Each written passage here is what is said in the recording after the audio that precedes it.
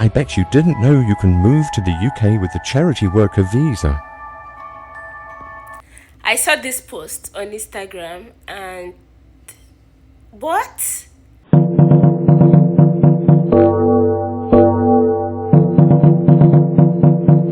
Hey everyone, welcome back to Official Biola Live.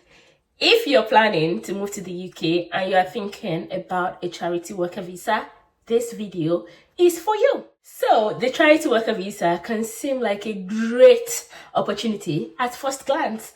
And I know quite a few influencers and content creators that have actually promoted this as an easy opportunity or an easy way to immigrate or a straightforward way or whatever.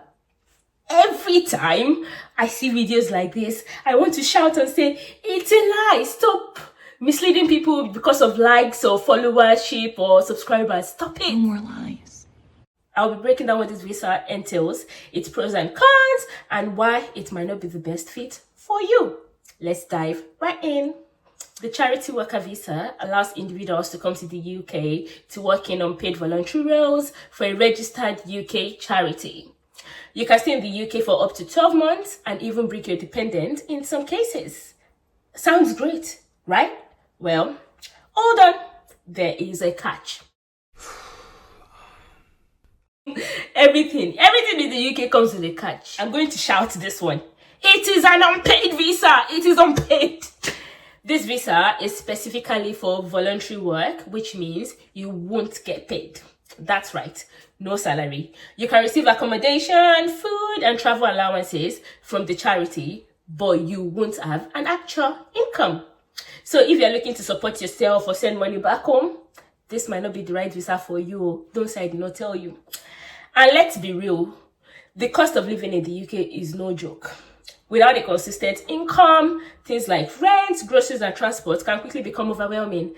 And honestly, some of the charity organizations do not give this, while some do, just to be clear. Next, another downside is the lack of long-term career opportunities.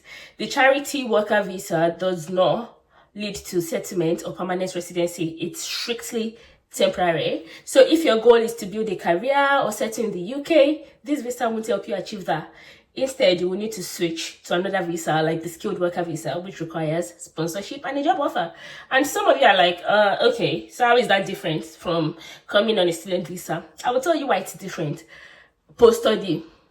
That graduate visa is, you can't joke with it. Anybody that is here right now will tell you that it's not as simple as straightforward as getting a sponsorship offer while you're doing your study.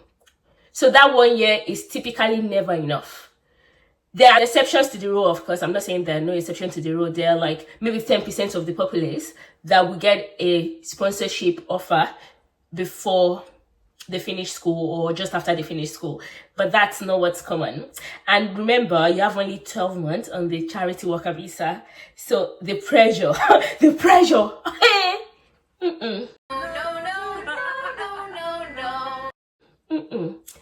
And another reason why this is critically different from the student visa is that you have 20 hours to work and earn money on the student visa. So even if you're not going to be staying in the UK permanently after, you can take the money you've earned and go and do something back home with it, or you can use it to go to another place. But this one, you're not earning money. So at the end of that 12 months, if you don't get sponsorship visa, what happens? What happens? These influencers and content creators, they're not telling you the whole truth. They're like marketing this as like this golden opportunity, but it is really not. And that is what this channel is going to be doing going forward. If anybody feels offended or whatever, don't come for me. Sorry, not sorry. I'm not coming for anybody. I'm just trying to share as much information as possible for people out there, genuine information.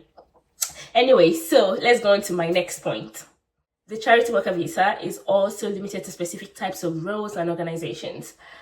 So the charity you're working for must be a licensed sponsor, and the role you're taking must fall under an approved list of unpaid positions. So you need a COS.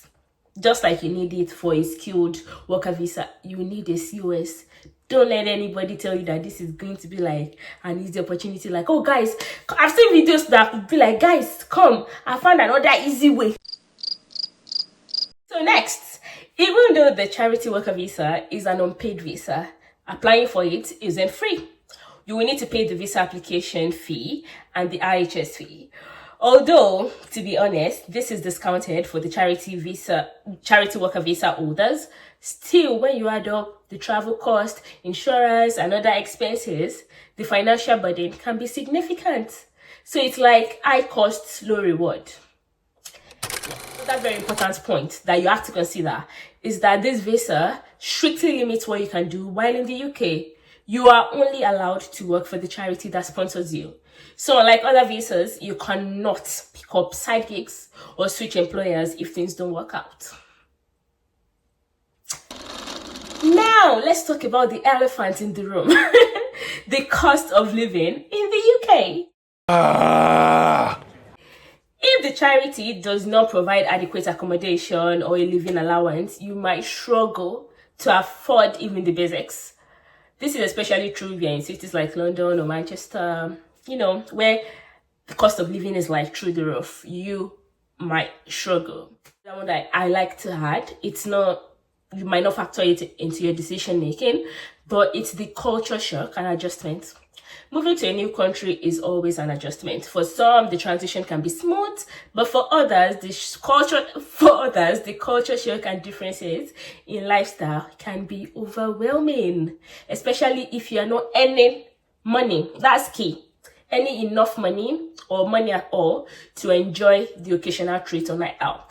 We know a lot of content creators, everybody's everywhere telling you about where countries that you can go to with UKBRP, Montenegro, Albania, whatever. Is it no money? Is it no money that you used to go there?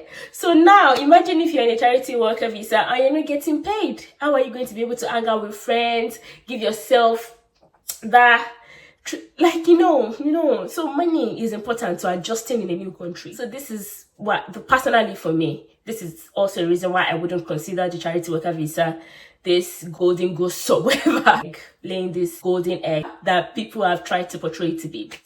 So yeah, who is this visa for? That's the big question. The charity worker visa works best for people who are actually passionate about volunteering and already have financial support such as savings or sponsorship from family, and in some cases friends, because some of you have rich friends that would buy, may God give all of us rich friends. Anyway, so it's also great for students or young professionals looking to gain international experience in a short period of time without the pressure of earning an income. Does this sound like you? This does not sound like 90% of the people that I know. People want to come here, they want to make money, they want to jackpot. So yeah, don't let anybody give you false information, it's not false information, to be honest. Don't let anybody give you information to raise your hopes up, and what they're marketing or promoting is not really the exact or total truth. At the end of the day, the charity worker visa can be a great opportunity, don't get me wrong, but only if you're fully prepared for the financial and lifestyle challenges it brings.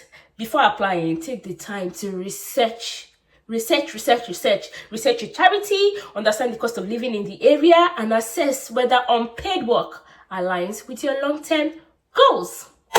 So anyway, if you found this video helpful, don't forget to like, share, and subscribe for more content like this. Let me know in the comments, are you considering the charity worker visa, or do you think it's a no-go for you? Until next time, take care and stay informed.